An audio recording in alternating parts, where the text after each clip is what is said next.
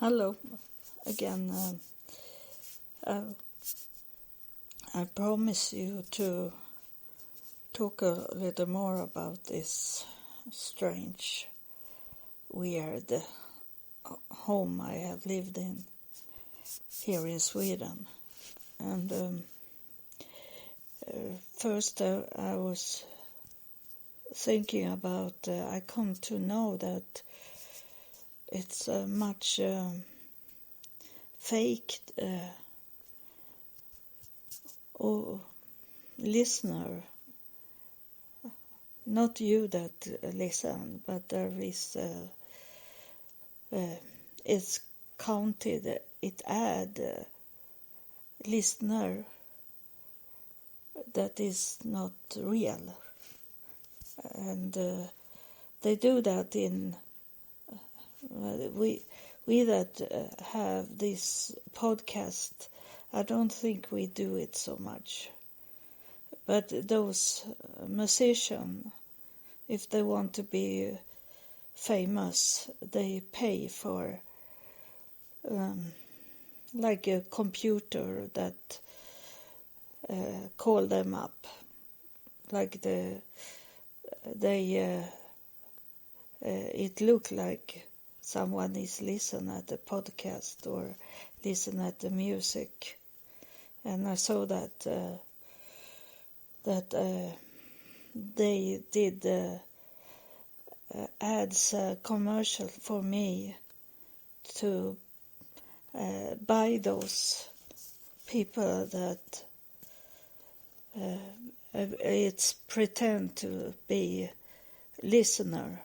But what I have told you before is that I am not looking for money, and that's what they do. Those musicians and other podcasts, that they want to earn money on their podcast and music. So when they're selling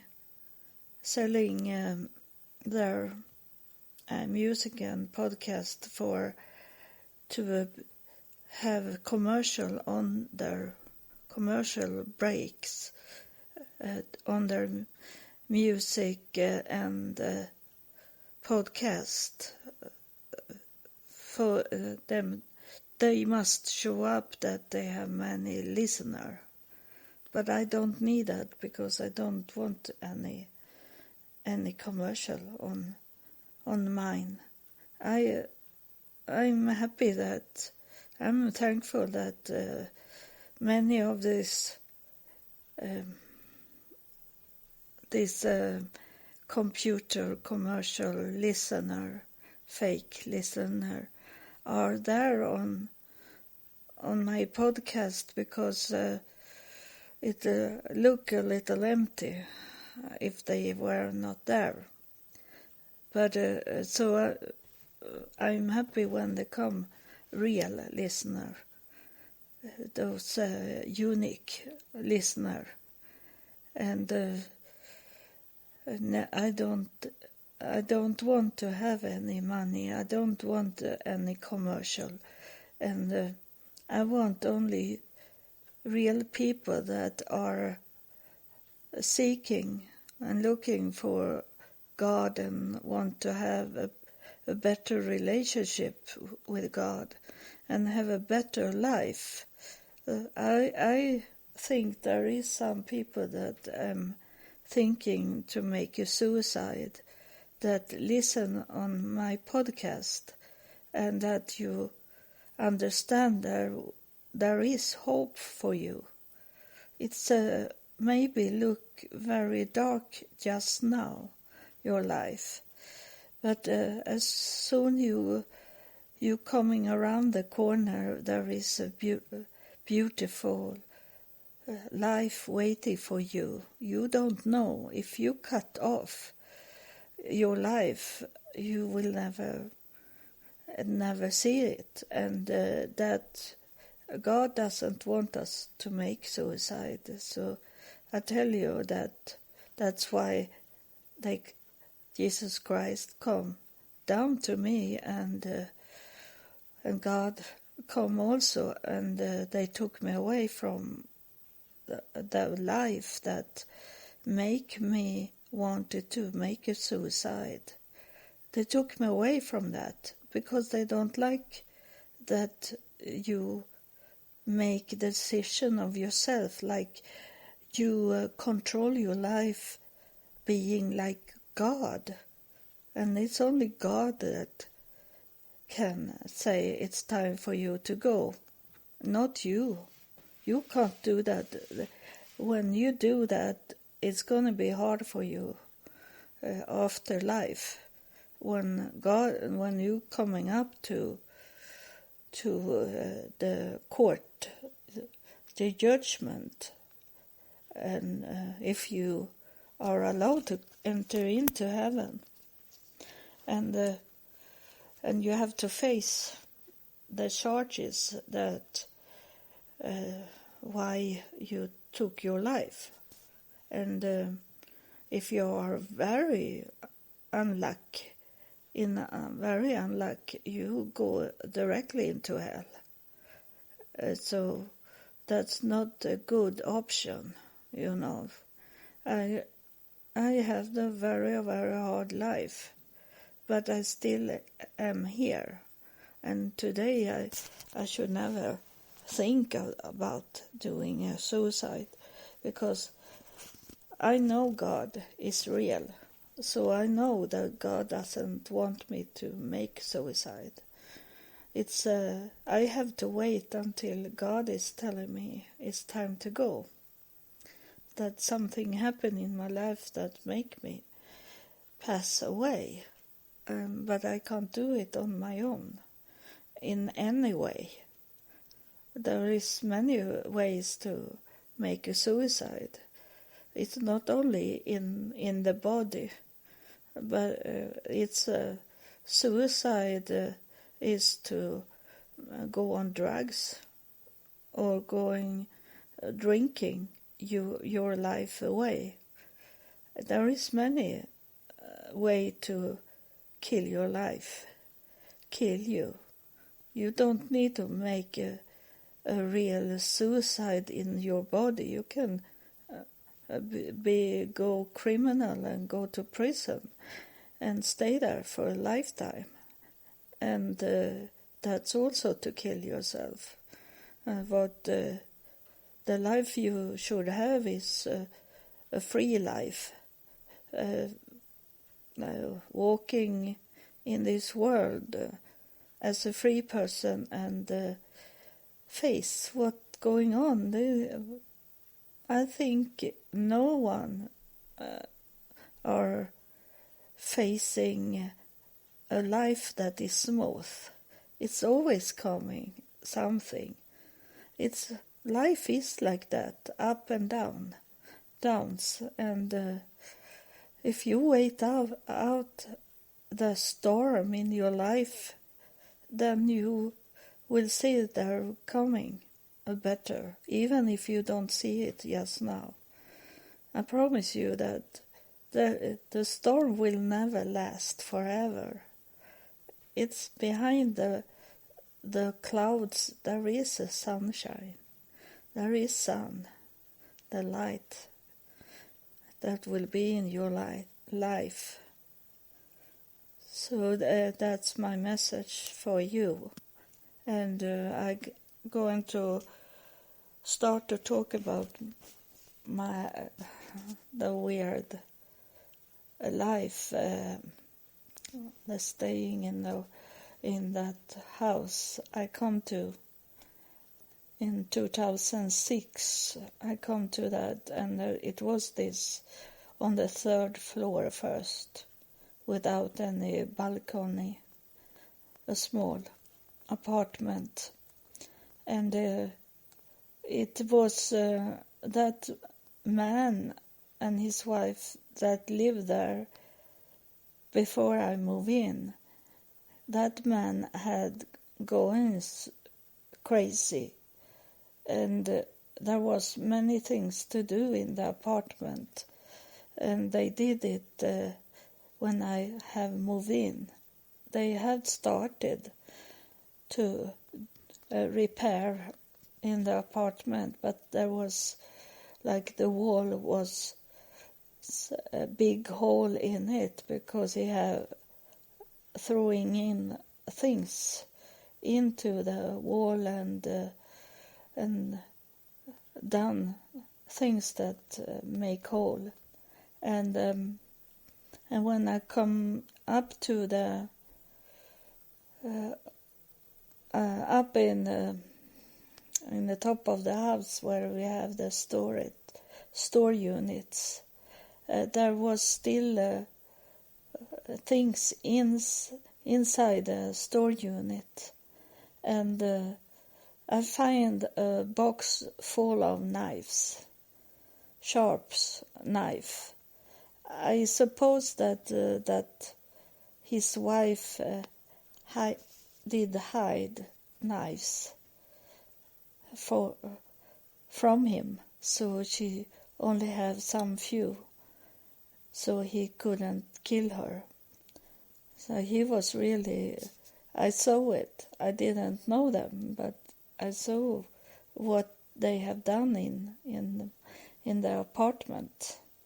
And that woman come to me one day, and she wanted to show me things, but maybe it was that she wanted to find out if the belongings at the store unit was still there.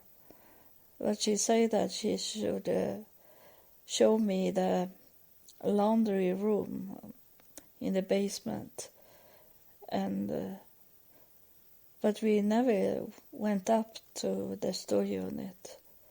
And she said that her husband had died. And then they were from like old Yugoslavia, Balkan, and so she couldn't speak so much Swedish, and I find out for not so long time ago that I find out that when you grow old and be a little dementia, and that it can happen, and it happen very often, that dementia people, when they start to get it, they forget the languages. So like they come in the 60s, early 60s here to Sweden from Yugoslavia, and when I talk to people, they say that she could speak a good Swedish because she was working in the Swedish society, but now she couldn't hardly speak any Swedish, and that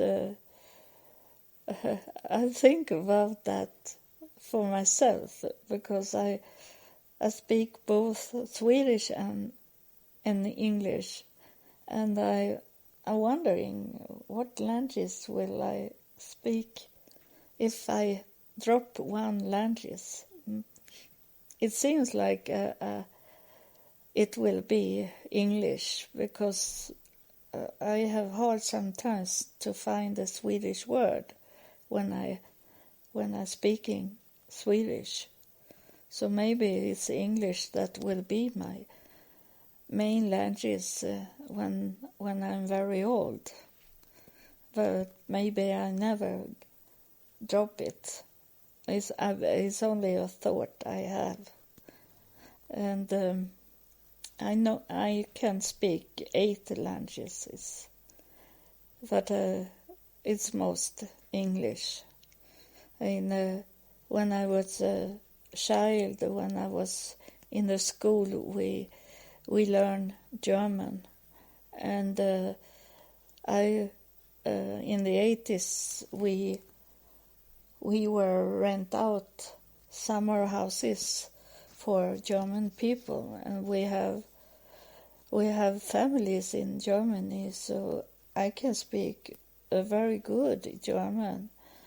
If I start, I have to start a little first, and if I go, I have been many times in Germany, and when I come to Germany after about a half day, then I can speak very good German.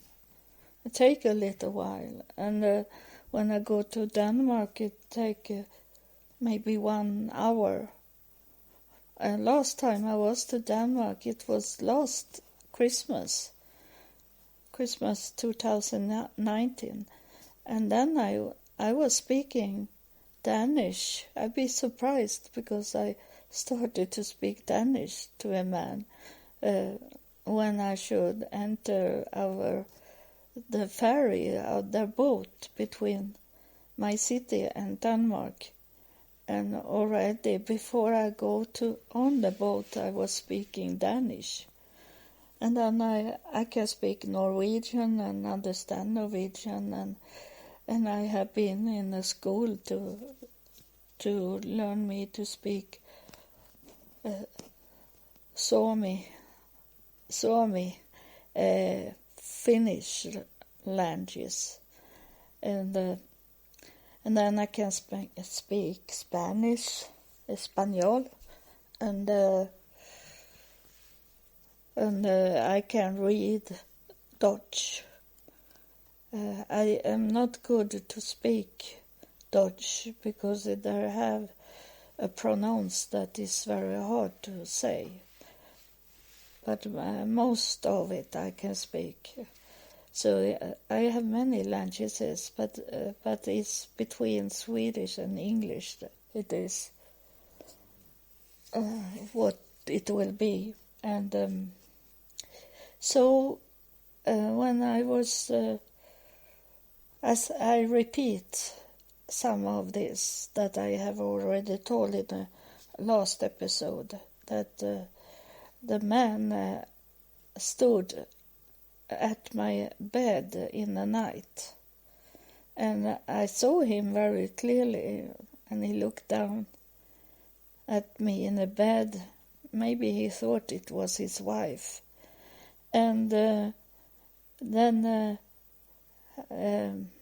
I used to sit outside the house, and there is many that is from Yugoslavia, and all those people know each other.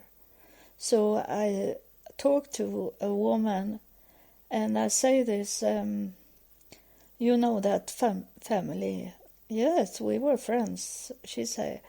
And I want to know if it's her husband that have coming in the night and to my bed and look at me.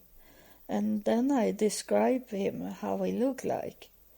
And she said it was he. It was he that coming back as a ghost. But we know it's not ghost, really. It's spirits. And it can be both good and evil spirits coming. And especially in that time, I had very much evil spirits. Because I was not really... I knew God, but not really how to defend me, really. Because I was sick first when I come back to Sweden, and then I did forget how to protect me. But later on, when I come down from post-traumatic disorder, when I be healed from it, I remember how to defend me. But in the beginning, when I come to Sweden, I couldn't defend me because I like it was a healing to forget what I have been into in United States, and that was what God was telling me one day in Virginia Beach in about March 2001. I come to United States December 18 and was to Seattle in that time. But then God moved me to Virginia Beach in Virginia, and in March 2001 I was asking God, what am I doing here? And he said to me that one thing, he said many things in that place, because that was the start of my walking in United States. He said to me that I should keep papers, pictures. And he said to me that I should do a scrapbook, he said to me. And in that time I didn't know what scrapbook was, because we didn't have that in Sweden in that time. Later on we got it, but I didn't know what a scrapbook was. So I have to ask that Dolores, the woman that I rent a room from, what scrapbook was. And she said that it was a book that you cut pieces of papers, memories, pictures, that you put it together like in a diary of your life, but you do it in things you find, pictures, paper pieces, and then write it down also, things that to remember, side by side, pages by pages. So I understood to collect everything that can be of value, that I should remember. When I was in the beginning, I was thinking that I should write a book about my life as a homeless. I didn't know that I should do talking about God and my walk under God. I thought it should be an ordinary book. So I kept those papers that I find that told about my life in United States. For example, I find some memories, booklets from September 11, and that can be a very value if I wanted to sell it.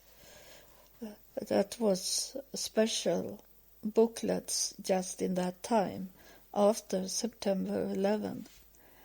And I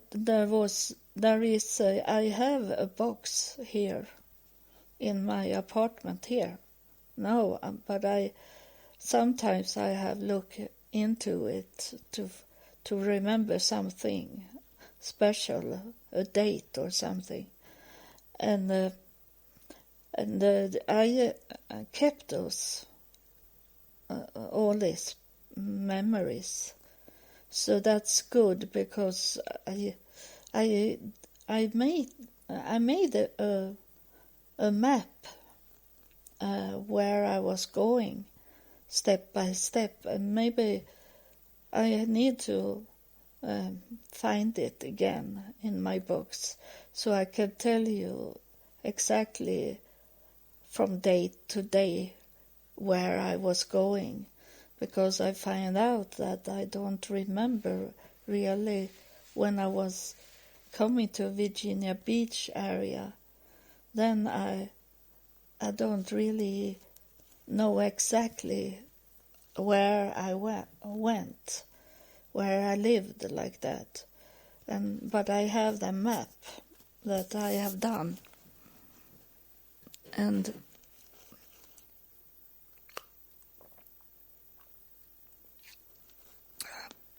I have to take,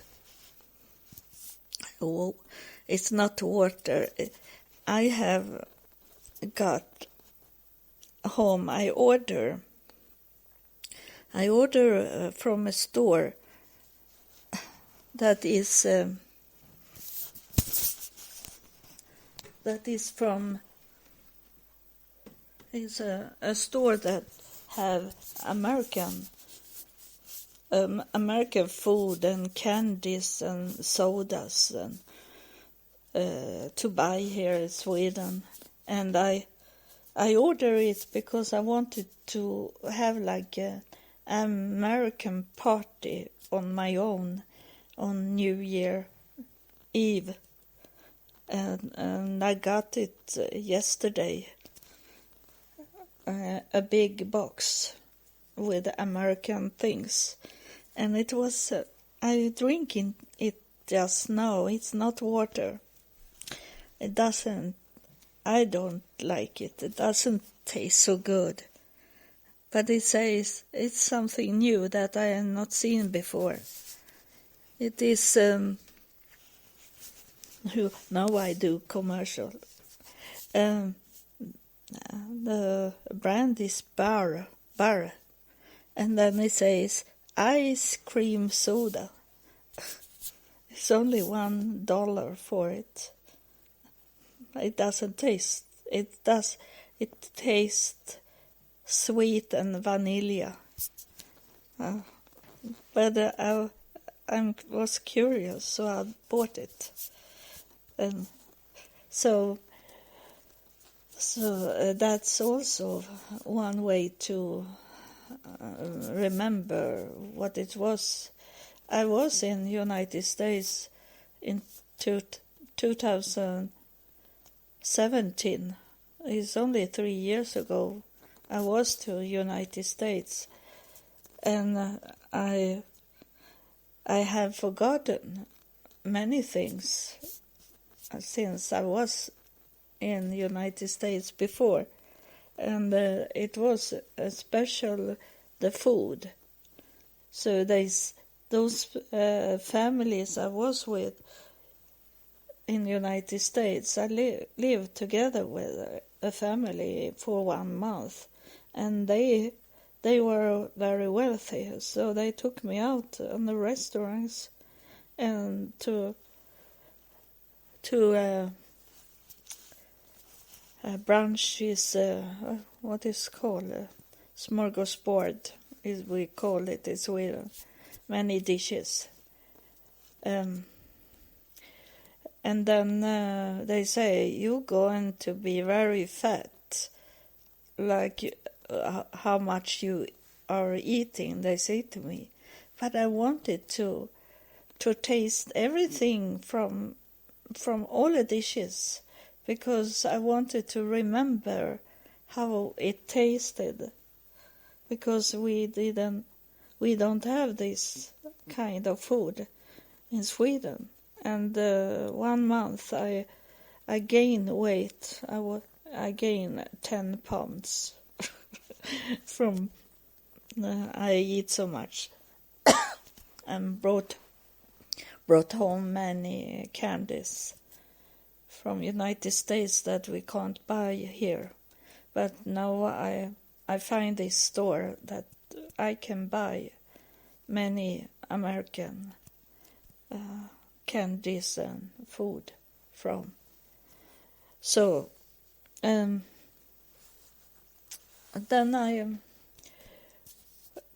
it was this I talked about last time, is when I passed by that I did a shortcut every time I walk to the hospital.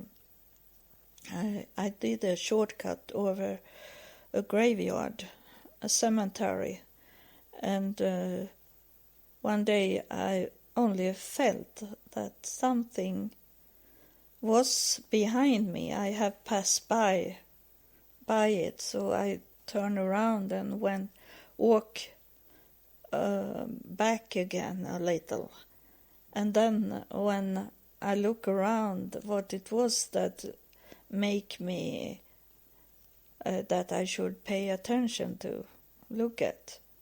And then I saw the grave, and those Yugoslavian, many of the graves have pictures of those that have died. So I saw a picture on that grave and walk closer to it, and then I saw this man that had been looking at me in the night, looking at me at the bed. So it was he that pulled me.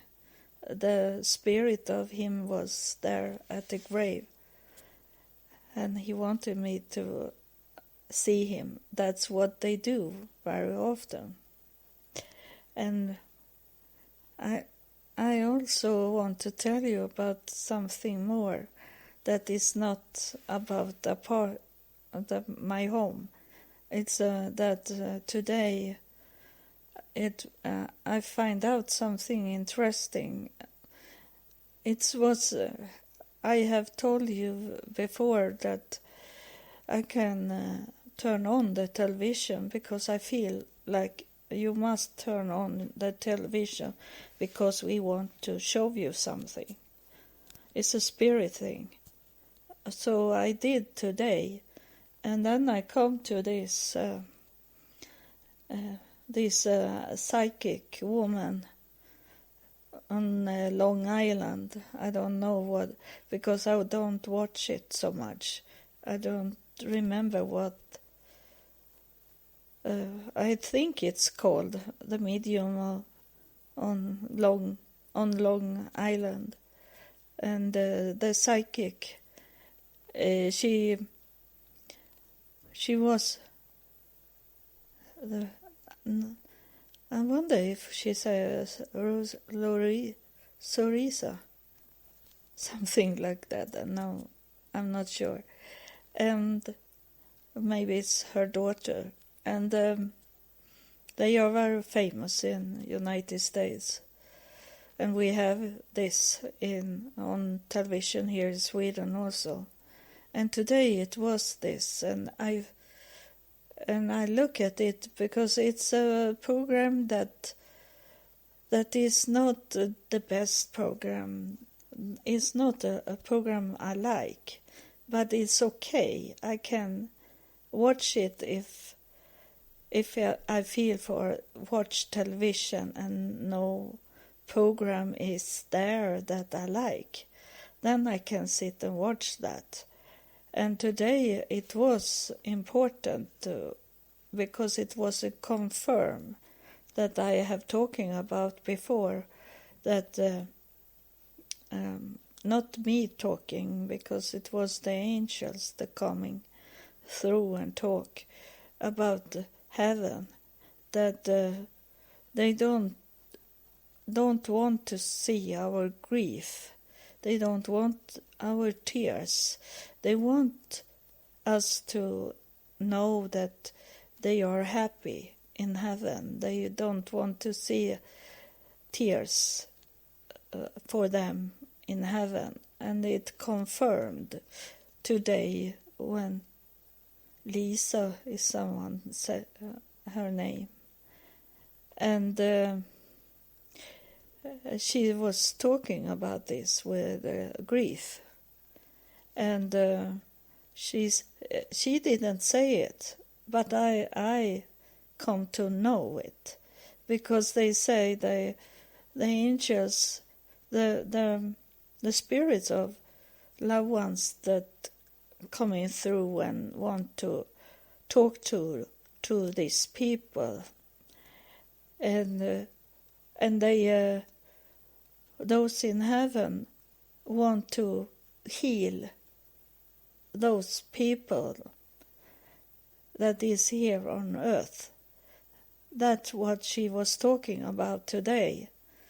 And then I understood that it's the healing was not healing of these people in itself. It's if they can heal people here on earth,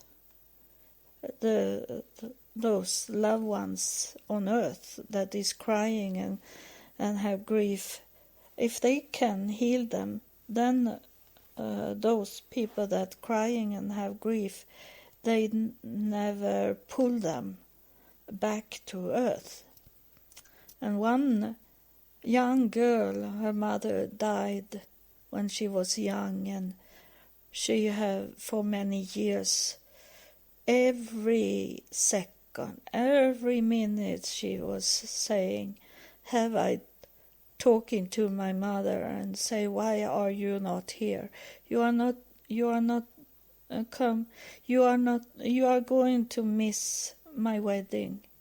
You are going to miss. Another say, now I have spirits here around me because I'm talking about this.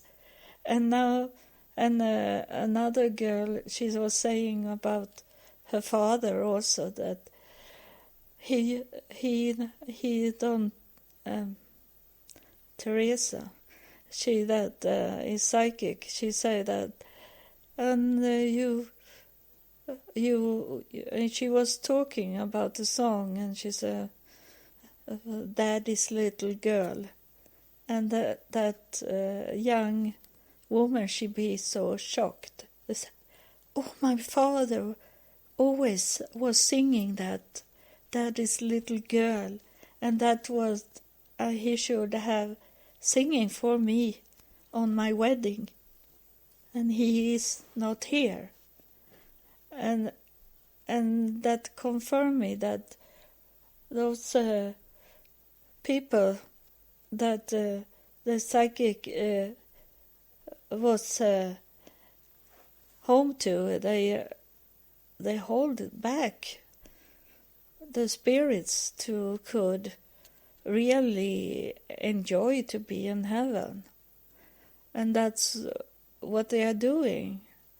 The spirits, they want to heal people here on earth, so they are stop pulling them back to earth.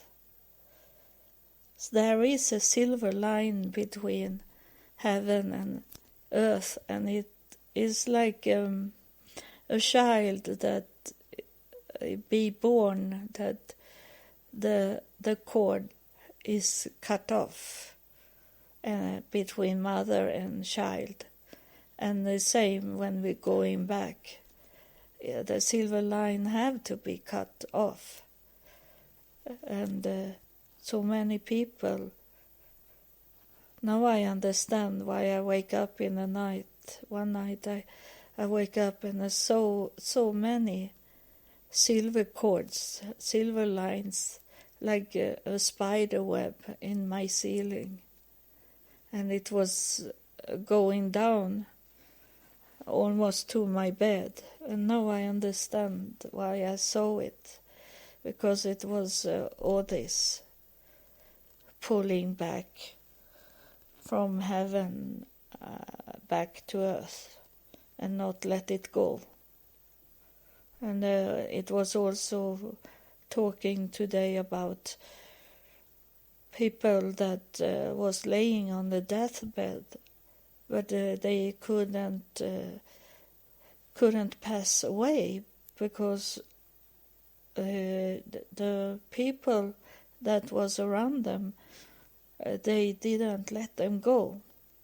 And one had done it, the right thing, when she was sitting with her mother, and the mother was not very old when she died, and but she had much suffering in her life, maybe 18 years of suffering, being worse and worse in her illness. And she said to her mother on the deathbed, you can go now. I let you go. You can go now. And the spirit of her mother come through and thank her for have let her go.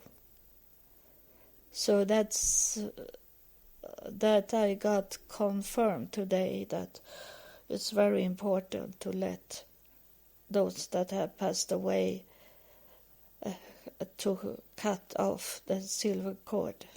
It's time to go for them, fully.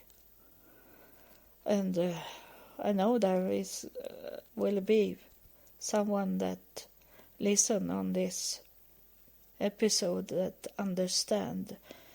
So next time you're coming to the bed of your loved one that is between death and life, that you will tell them, whisper in their ear, it's okay to go.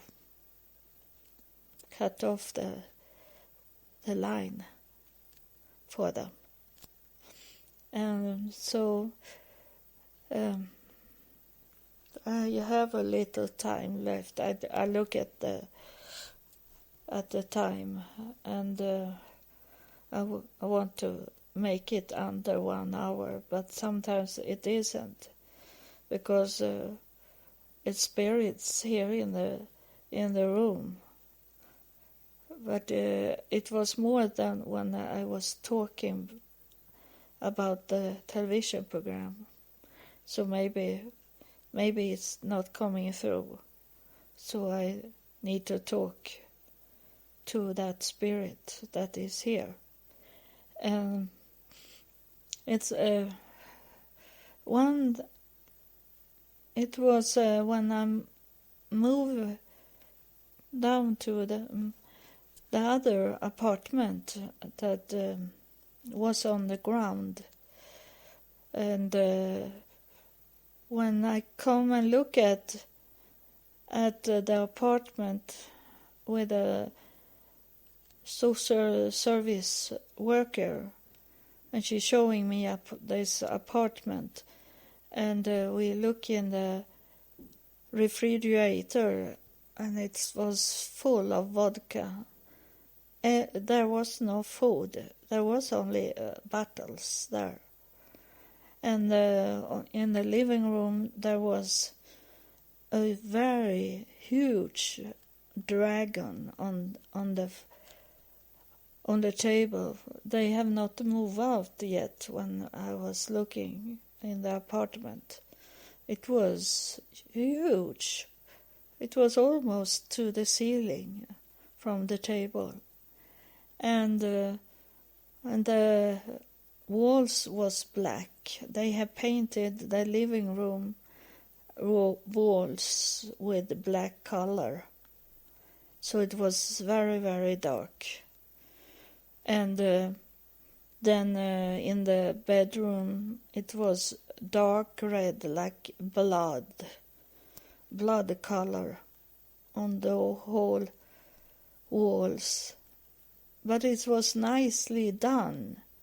So my landlord say that they didn't want to repair and do something new on the walls. So I have to live with that darkness. And it was almost black floor also in the kitchen. And so it was very, very evil in that apartment I moved into. So as they didn't want to make any change, and it was too much for me to could paint all the walls, the black walls. So I did graffiti painting. I'm good in painting.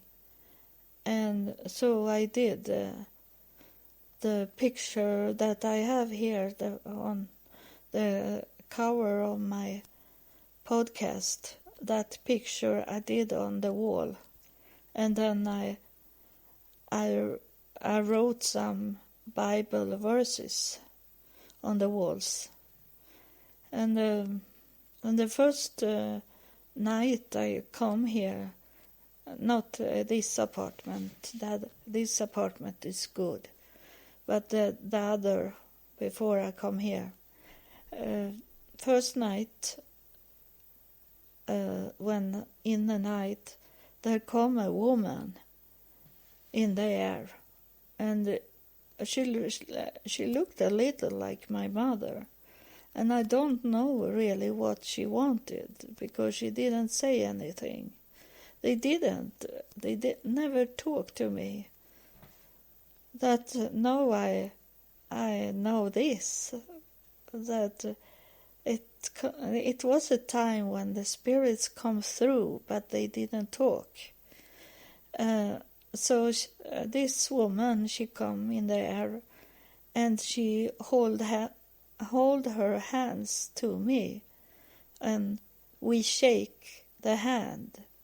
But I don't know if she wanted to open up a fight or if she welcomed me to that home. But when I wake up in the morning and I hold my arms stretched out in the air. So I understood that was for real because I hold the arm and hand like shaking someone in the air. And she come back once more, also another night. But they didn't say anything. And then later on it started to call, ringing the bell on my door, and I was first night it happened. I went up and walk out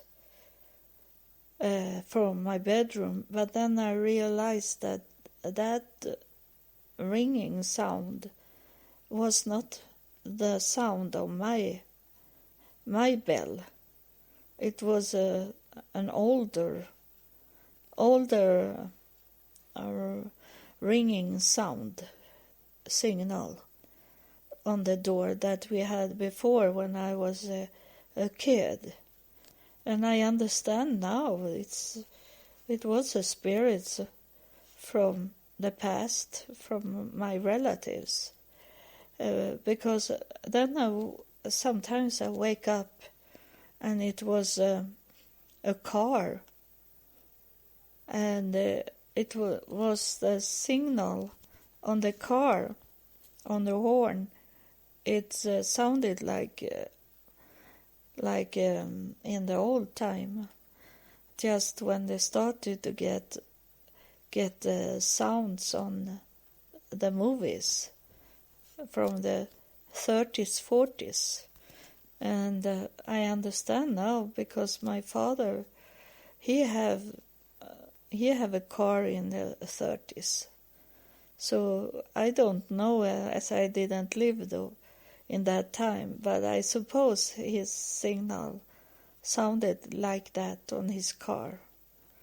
So it was many times, and it was just at my ear, and but it doesn't hurt my ears, and so that it was very much calming, and the most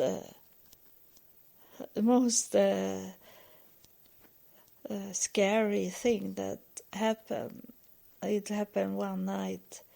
I wake up and look, laying in my bed and look in the ceiling, and saw a red spot, a big spot, like 1 meter in a circle. And I look, oh, what is that? Is my neighbor over me? Is she sick, ill? Is she laying on her floor and bleeding so much so it's coming into my ceiling. I was looking at the spot and was thinking what it was. And then suddenly it moved. It came a new spot closer to my bed. It was the first one was at my feet about. But then it started to come over my bed, a red big spot, like someone was walking in the ceiling and was bleeding. So I jumped out from my bed and ran out from the room. And I sit and pray to God to calm it down, to let it go, what was in my bedroom. And I maybe was back to the bed after 2 hours when I was really clear awake. So I should not go into that relaxing mood before going to sleep or going to wake up. That's when I get this. In that time I get from visions of spirits and those things. And I lay down in the bed and I was laying on the side. I didn't want to look up in the ceiling. But the ceiling was clear. It was white. There was no red spots when I come in to the room. And I lay down and laying on the side and fall to sleep. And suddenly I was clear awake again and look on the side of the bed and down on the floor. First I thought it was a dog, but then when I look a little more clearly, I saw a little lamb laying on the floor, and the lamb eyes, the face of it like it say to me, and maybe it say to me in telepathy. Because I know it was saying to me, why are you frightened? I'm here. So that was a sign of Jesus. That's a symbolic, that sign. And I suppose the blood was the sign of Jesus. I can't explain it in other way than the blood must have been like Jesus was walking in the ceiling, bleeding. And then, because the lamb was there in the same time, in the same night, so it seems like it was like some symbolic for Jesus. So now I say that I come into that time that I need to quit here. So I have not told you everything about what was going on in my apartments. You see, when I will do it again, I will write it on the title of the episode, so you see when I speak again about my weird places, because the last year staying in that apartment, the last one before I come here, the last year there was very, very, very weird, that I have to talk about only in one episode, I suppose. It's gonna be so much. It was really that I was so happy to could move away from that doomed house. It was really doomed. The devil was really on that house. So I'm glad to be out. God helped me to could move there. He saw that it was too much to clean up. I have to go and let the house take care of itself. So